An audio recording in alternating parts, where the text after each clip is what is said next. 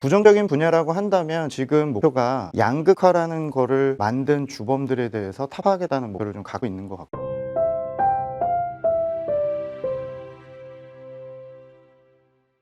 사실은 최근 중국 투자자들도 예전부터 있었던 단어로서 공동부유 얘기는 들었었지만, 사실 너무 밀도 높은 정책들이 2021년에 나오다 보니까 어떻게 보면 이제 막 연구를 좀 하고 있고, 저희가 이해하기로는 일단 작년 기준으로 중국의 소득이 만불, GDP 만불을 달성을 하고, 이제 소위 말해 중진국 함정이라는 우려들이 커지는 시점에서, 또 작년 기준으로 등소평이 얘기했었던 의식주가 해결되고 먼저 부유해지는 선부론 주장을 했던 샤오캉 사회 달성을 작년 기준으로 달성했다고 선언을 하면서, 그 다음 목표로서 제시할 장기 패러다임이 좀 필요한 것 같아서, 그런 핵심 가치로서 공동 부유, 뭐 공부론 얘기를 올해 이제 기점으로 좀 하는 것 같고요. 사실은 올해 있었던 7월 달에 창당 100주년 이벤트 이후부터 시장에서 좀 더 인식이 더 커지고, 제가 보는 주식시장이나 이런 쪽에서도 스터디를 이제 막 하는 거기 때문에, 핵심 정책이 된 이유는 뭔가 2049년까지 중국 특색의 사회주의 강국으로 가겠다는 최종 목표, 그러니까 2049년이 건국 100주년이기 때문에 그들의 목표 달성으로 가는 가치 중에서 중요한 핵심 어떤 목표 이런 걸로 제시를 할 시기가 됐고, 그 타이밍에서 양극화 해소나 중산층을 두텁게 하거나 분배를 더 강조하는 공동부유를 제시할 타이밍이자 제시하는 게 아닌가. 일단은 저희는 이렇게 장기적인 목표로 인식을 좀 하고 있습니다. 그러니까 저희가 이제 그 핵심 목표로 잡은 이유들을 여러 가지 지금 생각을 저희도 하고 있는데, 이제 앞서서 말씀 못 드렸지만 작년 팬데믹 이후부터 중국 정부가 공동부유를 원래 생각했더라도 더 지금 밀도 있게 규제라든지 일종의 본인들이 얘기하는 시스템 세팅을 하는 이유 중에 하나는 그 양극화에 대한 생각이 더 어떤 정부 주도로 해결하겠다는 마음이 굳혀진 게 아닌가 생각을 합니다. 예를 들면 지금 미국 같은 경우도 지금 자산 양극화나 임금이나 여러 가지 고용의 양극화, 교육의 양극화 이런 것들이 팬데믹 이후에 미국 자체적으로 커질 거고, 중국도 마찬가지고, 글로벌리 지금 돈들이 뿌려지는 단계에서 재정이나 정부 통제력이 있는 국가와 아닌 국가, 신흥국가, 제상국들의 차이가 너무 극명하게 벌어지다 보니까 일종의 가장 큰 역병 같은 위기 이후에 케인지언이 부활하고 큰 정부, 시장에 대한 통제, 또 재정 정책 이런 것들이 좀 부활하면서 본인들이 어떻게 보면 야당이 없고 독당 체제로 밀어붙이기가 좋은 상태에서 가장 본인들이 제일 잘하는 것이 뭔가를 집중을 한 게 아닌가 생각을 좀 갖고 있고요. 그래서 양극화 문제는 어느 나라든 끔찍한 상황으로 더 벌어지게 될 테니, 그거를 미국과의 상대적인 격차를 줄이는 데 있어서도 공동부유 전략이 필요하다고 생각했을 것 같고, 내부적으로도 치명적인 약점 중에 여러 가지가 있지만 이 빈부격차라든지 양극화가 더 커지지 않도록 이 시점에서는 본인들이 좀 호들갑을 떨더라도 강하게 좀 들어가야 되겠다는 생각을 좀 갖다 보니까 선 규제 마인드로 좀 접근한 게 아닌가 생각을 좀 갖고 있습니다. 그래서 지적하신 질문에 규제 리스크로 본다면 어떤 산업에게 있어서는 치명적인 규제일 수 있고요. 또 장기적으로 봤을 때 다 규제로 보이지만 장기적으로는 어떤 산업에게는 또 다른 기회가 될 수 있기 때문에, 뭐 단기적으로 종합적으로는 규제 리스크가 분명히 있고, 중장기적으로는 그 분배 관점이던 돈의 어떤 리소스들이 분배를 다시 하는 과정에서 수혜를 볼 수 있는, 예를 들면 지금 중국의 빅테크나 부동산이나 헬스케어나 교육이나 이런 쪽은 규제를 해서 소위 말해서 고정비 지출을 줄이거나 반독점을 한다면, 반대 방향에서 그 돈들을 가지고 제조업의 혁신 기업들을 육성하고 소부장 기업이나 그런 기업들 쪽에서 고용을 창출하려는 쪽이니까 그들에겐 규제 리스크가 아니라 반대로 기회 요인일 수 있는 거니까요. 양립되어 있지만 초기엔 규제 리스크로 좀 정의하는 게 맞을 것 같습니다. 일단 뭐 제가 규제 리스크가 단기적으로 있다고 말씀드렸으니까 부정적인 부분부터, 어떻게 보면 부정적인 부분을 골라내기가 더 쉬울 것 같은데요.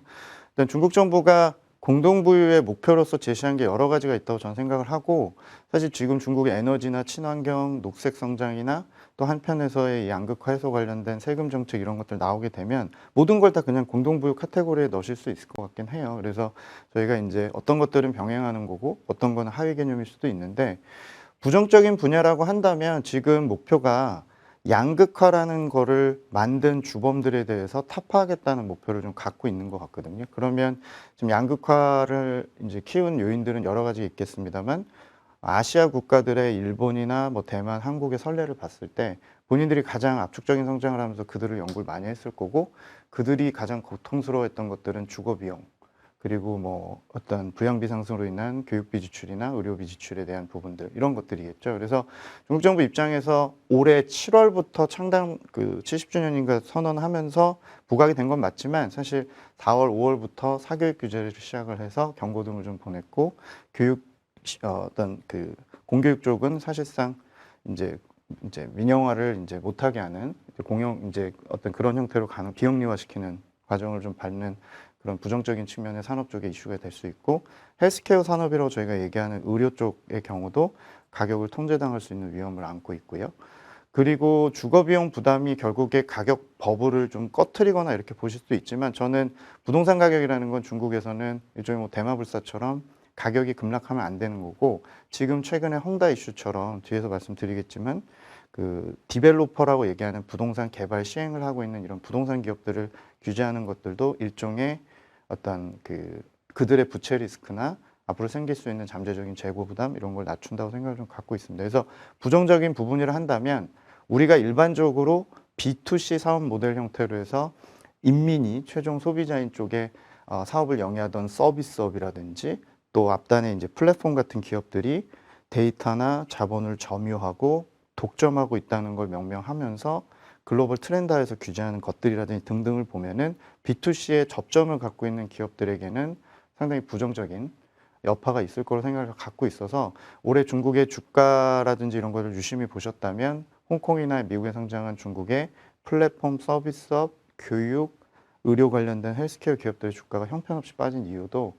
기본적인 본질적인 사업에 대한 어떤 걱정들이 있었다 저는 생각을 갖고 있고요. 그럼 이쪽에서 규제 쪽에 대한 부분의 그런 어떤 그 양극화를 키웠던 산업 쪽에서 규제받는 게 부정적인 부분이라고 볼 수 있을 것 같고 긍정적인 부분이라면 본인들이 목표 삼는 것 중에서 양극화가 좀 타파가 되고 중산층이 두꺼운 구조로 가겠다라고 만약에 해서 성공을 한다면 혹은 그 과정이 성공적이라면 앞으로 아시아 국가들이 다 겪던 끔찍한 고령화 문제라든지 출산율 문제라든지 어떤 소비 여력들이나 구매력들이 내려가는 이런 쪽에서 내수가 침체되는 위험들을 막을 수 있는 궁극적인 대안이 될 수는 있을 것 같고 또 긍정적인 부분이라 한다면 아무래도 정부 통제가 강화되면서 뭐 정치나 어떤 저희가 이데올로기 이런 얘기를 드릴 필요는 없을 것 같고 기본적으로 그 지구력이 굉장히 좋은 국가로 볼 수 있고 정책을 한번 정하게 되면은 야당이나 이런 쪽에 견제 없이 밀어붙이는 어떤 강도는 검증이 된 부분이니까 그런 쪽에서 수혜를 받을 수 있는 산업들이 꾸준히 발생할 수 있을 거라고 저는 생각을 합니다. 그래서 앞서 저희가 규제 리스크 얘기하면서 수혜받는 쪽에서 제조업이라든지 혁신 기업들 또 신재생 쪽이나 친환경 분야 이런 것들도 일종의 긍정적인 효과가 기대되는 쪽이 아닌가 이렇게 생각을 좀 갖고는 있습니다. 네, 사실은 국내 기업이 제가 뭐 주식 얘기를 드리지 않더라도 많은 중국에 진출한 기업들, 저희 부모님도 사실 주재원 출신이시고 상당히 조금 중국의 시장 점유율도 많이 내려가고 대중 수출이 중간재나 원재료나 그들을 거쳐서 가는 가공무역이 아니라면은 기본적으로 중국의 최종 소비재 시장이나 소비 시장의 공략은 어려워졌거나 상당히 고전하는 걸로 저도 알고 있습니다. 그래서 우리나라의 다양한 기업들이 중국에 대한 진출에 대한 어떤 동기부여나 이런 것들이 상당히 좀 줄어든 건 사실인 것 같고 오히려 추격자를 이제 역할을 하는 중국에게 쫓기거나 상당히 이제 부정적인 경쟁을 해야 되는 그런 상황이라고 생각을 좀 갖고 있어서 우리나라 기업의 기회 요인은 저도 장기적으로 좀 고민을 많이 하고 있는데 현 시점에서는 중국 쪽에서 어떤 여전히 먹을 게 있는지에 대한 생각을 할 경우에는 한쪽에서는 지금 공동부유 전략 하에서 중국이 사실은 제조업을 육성은 하고 있지만 개방도 하고 있는 산업들이 있기 때문에 이제 금융이라든지 서비스업 개방을 좀 하고 있어서 저희가 큰 욕심을 부리지 않는다고 가정했을 때는 좀 공평한 경쟁을 할 수 있는, 그러니까 과거에는 불공평한 공정을 중국 시장에서 했던 게 많았다면 미국이든 어느 쪽의 압박이든 간에 90년대 제조업을 열었듯 서비스업 개방을 하는 단계에서 저 개인적으로는 중국이 연다고 해서 특혜를 주겠다고 하는 쪽에 그 타이밍에 들어갔을 때는 기업들이 나빴던 적은 없기 때문에 의사결정에 후행할 수도 있겠습니다만 기업들이 좀 들어와서 좀 진출해 달라고 하는 본인이 좀 아쉽다고 하는 쪽의 분야에 우리나라 금융기관이나 서비스 기관들이 진출하는 것도 좋은 방향이라고 저는 생각을 좀 갖고 있고요. 그 또 하나는 중국이 그 이번 공동부유 정책 하에서 뭐 1차, 2차, 3차 분배 얘기를 좀 계속하고 있습니다. 뭐 1차 분배라면 이제 고용주와 뭐 피고용인의 어떤 기업과 어떤 가계 간의 어떤 임금 문제 분배일 것 같고요. 2차는 정부가 하는 분배일 것 같고, 3차는 지금 시장에서 좀 화두가 많이 되는 게 결국에 이렇게 비자발적이라고는 하지만 사실상 이제 선불원을 했기 때문에 소수 부유층이나 기업들이 소위 말해 좀 뜯기는 형태로 기부를 하게 되거나 그런 걸 좀 보시는 본인들 표현으로는 자발적인 기부에 대한 분배 얘기를 하고 있는데요. 저는 그 2차 분배 쪽에 정부의 분배 쪽에서 세금 정책이 상당히 많이 바뀔 거로 생각을 좀 갖고 있고, 우리나라에는 있지만 중국에 없는 종부세나 보유세나 또 부동산세 도입, 그리고 주목하셔야 되는 거는 중국의 소비시장 기회 중에서 이제는 럭셔리 쪽이나 이런 쪽에 대한 기회 요인이 저는 좀 제한적으로 보는 게 이제 사치세나 소비세 같은 게 저는 충분히 등장한다고 보고 있어서 대중소비, 소위 말해 매스 소비가 상당히 계속 부흥할 거고, 가운데층이 두터워진다면 예전에 저희가 중국에서 물건을 파는 것들은 경기 소비재 위주로 고가 전략 위주로 외국인이 이제 일선 도시에 가서 팔았던 것들 위주였다면 이제는 2선, 3선, 4선 같은 지방 도시들이 좀 활성화되고 그들의 지출 부담이 줄어든 만큼 구매력이 좋아서 화장품이나 어떤 좀 중간의 단계에 있는 선택 소비재를 많이 살 수 있기 때문에 그 시장이 MS를 좀만 가져가더라도 사실은 좋은 부분이 있을 수 있기 때문에 뭐 소위 말해 중국에서 요새 국뽕이라고 하는 애국주의니 이런 것들이 많이 부각이 돼서 로컬 제품의 선호도 높다고는 하지만 우리나라 소비 제품들의 MS는 더 이상 잃을 게 없고 앞으로 좀 충분히 개척할 수 있는 분야들이 있을 거로 생각을 하고요. 마지막으로 초고령화 시대를 이제 앞두고 있는 상황에서 보면은 의료 장비나 의료 기기라든지 중국에 충분히 이런 그 실버 산업 쪽에 공략할 수 있는 우리의 경험이 축적된 그런 알짜 기업들도 저는 진출할 수 있는 기회가 충분히 있을 거로 생각을 갖고 있습니다. 제가 교육 규제 말씀을 드렸지만 사실 의료 쪽은 규제만 할 수 없는 게 뭐 막대한 뭐 3억 명이 넘는 이런 고령화 인구들이 앞으로 10년 안에 쏟아질 거기 때문에 그들의 수요에 충분히 부양을 할 수 있는 뭐 임플란트 시장이나 치과라든지 이런 것들이 이미 오래된 컨셉을 보여줄 수는 있지만 또 그 시장이 계속 고성장을 계속적으로 할 수 있는 충분히 MS의 그 어떤 틈새가 있을 수 있기 때문에 들어오라고 할 땐 저는 들어가야 되는 부분이 있고 그런 쪽에서 의료라든지 헬스케어나 또 바이오테크나 이런 쪽의 기회는 뭐 좀 까다롭긴 하겠지만 충분히 기회가 있고 화장품이나 소비재 시장도 직접 진출이나 전자상거래 쪽에서의 기회는 여전히 아직 먹을 게 남아있다 이런 생각을 좀 갖고 있습니다. 일단 헝다는 제가 투자자들한테 이게 좀 말장난 같기는 한데 헝다발 부동산 리스크로 보시지 말고 부동산 규제발 결과물로서 헝다 리스크다. 이게 이제 전후 차이가 좀 있습니다. 그러니까 헝다가 터져서 앞으로 부동산 리스크가 이제 훨씬 더 붉어질 걸로 시작의 개념으로 보시지 말고 지금 이미 중국 정부가 2017, 18년부터 금융권으로 하여금 소위 말해 이제 제가 디벨로퍼라고 계속 표현을 할 건데 이 부동산 개발업자들에게 대한 대출을 17, 18년부터 줄이게 만들었고 그 세팅과 빌드업의 과정이 작년에 이제 이르러서 직접적으로 그들의 부채 비율이나 어떤 그런 것들을 통제하라는 뭐 3 레드라인 정책 이런 걸 좀 발표를 작년에 했습니다. 그러면 팬데믹 터지고 부동산 시장이 나쁘지 않았는데 헝다같이 이제 몇 년째 방만한 경영을 했다고 알려진 기업의 경우는 상당히 이제 목줄까지 쬐어오는 정책이 작년 8월부터 시행이 되면서 부실했던 애가 규제와 만나면서 엄청난 파급력을 갖게 되는, 즉 우리나라로 치면 상당히 대기업을 알려져 있긴 했지만 제가 3년 전, 4년 전부터 중국에 출장 갔을 때부터 헝다그룹은 방만한 경영, 그리고 중국에서 소위 말해 축구팀 같은 거 꼭 운영한 업체들은 상당히 어렵다고 얘기가 나올 정도로 문어발식 경영을 했고 그와 규제가 만나면서 폭발력을 갖게 된 이슈라고 보시면 되기 때문에 어떻게 보면 규제의 결과물이고 그로 인해서 파산을 한다 안 한다를 떠나서 규제의 결과물이 이미 헝다그룹으로 나왔기 때문에 그 맺어짓는 수습이나 어떤 그 결말도 중국 정부가 고민한 타이밍이 이제 목전에 와 있기 때문에 저는 금융시장 쪽에는 너무 과도하게 지금 자체의 위험 시작으로 보시지 말자라고 상징성 있게 말씀을 좀 드리고 있습니다. 일단 저는 아니라고 생각을 합니다. 왜냐하면 저도 이제 그 리먼 사태, 베어스턴스 사태 땐 2008년 그때 시장에 있었습니다만 그때 이제 아시는 대로 가계가 부실하고 가계의 어떤 상환 능력이 떨어지고 그 상환 능력 관련된 매개로 해서 파생화된 상품을 만들고 그로 인해서 이제 도미노식으로 터진 거고 가격이 빠지고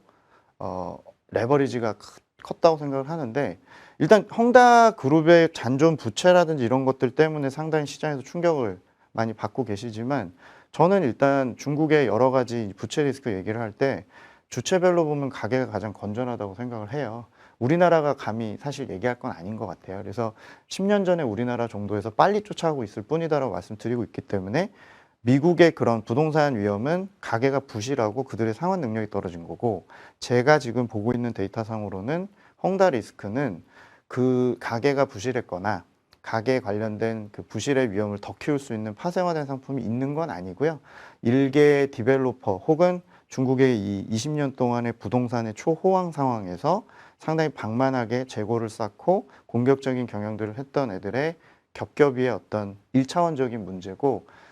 가계가 여전히 상환 능력이 괜찮고 어떤 전체적으로 부동산 가격이 미국의 어떤 그런 사태처럼 급냉할 가능성이 낮기 때문에 근본적인 어떤 원인의 차이가 있다. 그리고 또 하나는 중국 정부가 의도적인 규제를 좀 하면서 훨씬 더 붉어진 측면이 있기 때문에 그 해결의 주체가 정부의 좀 손에 달려 있고 그런 부분들이 미국과는 좀 다르다라고 말씀드립니다. 네, 저희도 지금 부동산 걱정을 하고 있고요. 중국 애널리스트들이 아무래도 이제 중국 정부 정책을 좀 해석해 드린 경우가 많기 때문에 뭐 이게 다 어떤 이 헝다 관련된 노이즈가 불거지고 상당히 시장에 충격을 받는 거를 다 이것까지 계획했다고 저희가 말씀드릴 수는 없고요. 다만 중국 정부가 지난 2, 3년 동안 했던 규제 그 어떤 발로 결과물로서 이렇게 지금 터진 것들이기 때문에 당연히 중국의 중앙정부는 지금까지 했던 과정들이 있기 때문에 이걸 부정을 하고 직접적으로 대마불사라고 해서 무조건 살려주겠다고 할 수는 없을 것 같습니다. 그래서 1차적으로는 헝다가 내년에 혹은 내후년에 끌긴 하겠지만 결국에 파산 수순을 밟을 수는 있겠다라는 생각을 하셔야 됩니다. 다만 저희가 그러면 즉각적인 파산과 굉장히 좀 충격을 줄 수 있는 그런 파산의 절차를 밟을 거냐라면 저는 갑자기 터진 일이 아니고 충분히 어느 정도 이제 스트레스 테스트 과정이라고 좀 보고 있기 때문에 해결도 중앙이 아닌 지방정부 차원에서 해결의 어떤 그 과정을 밟을 거로 생각을 좀 갖습니다. 그래서 좀 분리해서 보셔야 됩니다. 부동산 시황이 안 좋은 게 더 큰 문제고요. 헝다 리스크는 개별 이슈라고 표현을 지금 하고 있고 지방정부가 나서서 그게 해체 작업을 하던 혹은 헝다 부채 중에 사실상 70%를 차지하는 금융부채와 이제 미분양이 났을 때 충격을 줄 수 있는 거, 그러니까 즉 하청업체들이나 이런 애들의 부채 거의 50%이기 때문에 이쪽은 선의의 피해자로 이미 규정을 했거든요. 그러면 이쪽에 대한 부분은 결과적으로 프로젝트들이 계속 진행될 수 있도록 입주할 수 있도록 하겠다고 이미 인민은행이 9월 말 기준으로 10월 초 기준으로 얘기를 했기 때문에 시장에서 소위 결국에 걱정하시는 거는 이 부채가 결국에 도미노식의 문제를 낳는 것들이라고 본다면 그건 결국에 이래나 저러나 그 타이틀이 없어지더라도 해결은 된다. 다만 지금 보셔야 되는 거는 3년째 규제를 하면서 제2의 헝다나 제3의 헝다가 나올 수도 있고 부동산이 초호황기는 지났지만 얘가 냉각될 경우에 지금 현재 잔존한 어떤 기준으로는 경제에서 차지하는 어떤 비중이 20, 30% 넘기 때문에 그거에 대한 충격은 보셔야 될 것 같고요. 헝다 때문은 아니지만 규제 때문에 생기는 중국 경제에 영향을 말씀을 드리면 내년 2022년 상반기까지 현행 규제가 계속 유지된다면 현행 규제라 하면 그 헝다 같은 디벨로퍼를 공급자를 규제하는 게 2년째 거의 진행 중이고 한쪽에서 수요 규제 우리나라 뭐 DSR을 하고 뭐 가계 대출을 규제하는 것처럼 하고 있는 것들도 올해 한 1년 정도 지금 돼가고 있는데요. 이게 진행이 계속 된다면 내년에 건설이나 일부 부동산 가격 쪽에는 경착륙 위험이 있습니다. 근데 저희는 그 부분은 확률이 좀 낮아지고 있다고 보는 이유가 이미 규제를 했던 부분이 기간이 있었기 때문에 9월 말 그리고 10월부터 저희가 지금 촬영하고 있는 10월 달부터 수요 규제는 실수요 진작이나 규제에 대한 강도는 더 이상 강화하지 않겠다라는 신호를 지금 보냈고 얼마나 빨리 완화되는지를 뉴스를 보시면 될 것 같고요. 전체적으로 디벨로퍼 대상, 즉 헝다 같은 부동산 개발업자에 대한 규제는 이번에 얘기한 게 일종의 그 정책에 좀 오해가 있고 시행에서 오류가 있었다라고 얘기를 좀 하면서 더 강화하지는 않는 쪽으로 역시 비슷하게 얘기를 하고 있습니다. 그래서 중국은 한 방에 그냥 끝까지 규제를 강도 유지하지는 않고요. 완급 조절하는 타이밍이 분명히 오게 되는데 지금 뉴스에서 난리가 나고 시장에서 걱정하실 때가 보통은 이제 수습에 들어가는 즉 완급 조절을 해서 좀 쉬어가는 타이밍이기 때문에 일단 저는 내년에 경착륙 위험은 좀 제한적이다라고 보고, 마지막으로 그러면 장기적으로 중국을 보면서 있어서 망하는 이슈는 당연히 부동산일 텐데 어떻게 보셔야 되는 거냐. 장기적인 중국 경제 영향은 반복적인 침체 위험을 낳을 수 있다. 왜냐하면 중국에서 소위 말해 나쁜 대출을 쉽게 늘리면 경제를 부양할 수 있는데, 그 나쁜 대출이라 하면 기업 쪽의 상당 부분이 디벨로퍼 대상 대출과 지방정부 산하의 공사 대상 대출, 그리고 이 부동산과 지방정부는 결국에 영혼의 이제 연결고리일 수밖에 없는 게 이 지방정부 재정 수입의 절반이 사실상 이 분양 수입에서 오기 때문에 이 둘의 연결고리만 쉽게 진작을 시키면 사실 부양을 할 수 있는데, 중국 정부는 그런 이제 성장 그 어떤 나쁜 대출에 의해서 성장 안 하겠다고 얘기를 하는 거니까요. 그래서 중국 정부가 이걸 반복하면 할수록 저는 개인적으로 한 방에 무너진 리스크보다는 침체 위험은 좀 커질 수 있다는 얘기는 좀 드리고요. 그리고 마지막으로